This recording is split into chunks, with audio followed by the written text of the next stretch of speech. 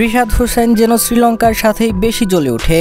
একাই শ্রীলঙ্কার batting line up ভেঙে গুড়াগুড়া করে দিলেন রিশাদ হোসেন। প্রথম 2 ওভারে বল করতে এসে 13 রান দিয়ে উইকেট শূন্য ছিলেন রিশাদ হোসেন, কিন্তু কে জানতো এরপরে রিশাদ শ্রীলঙ্কাকে কুপকাত করে দিবে। ইনিংসের 15তম ওভারে বোলিংয়ে আসেন রিশাদ হোসেন। বোলিংয়ে এসেই করেন বাজিমাত। প্রথম বলে লঙ্কান ব্যাটার চারিথ আসালাঙ্কাকে আউট করেন তিনি। মাত্র 21 বলে 19 রান করে প্যাভিলিয়নমুখী হয়েছেন আসালাঙ্কা। এরপর ব্যাটিংয়ে নামেন ভয়ঙ্কর ব্যাটার ও লঙ্কান ক্যাপ্টেন ওয়ানিন্দু হাসারাঙ্গা। রিশাদের করা পরের বলেই ডাক মারেন হাসারাঙ্গা। হাসারাঙ্গার রিশাদ মানেই যেন খেলার উত্তেজনা চরম পর্যায়ে চলে যায়।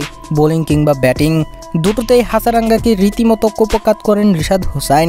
এই তো গত কয়েকদিন আগে শ্রীলঙ্কা সিরিজে হাসারাঙ্গাকে কি মারটাই না মেরেছিল রিশাদ হোসেন। এদিন আবার বোলিংয়ে হাসারাঙ্গাকে ডাক মারিয়ে আউট করলেন তিনি। ওভারে রিশাদ খরচ করেন মাত্র 3 রান।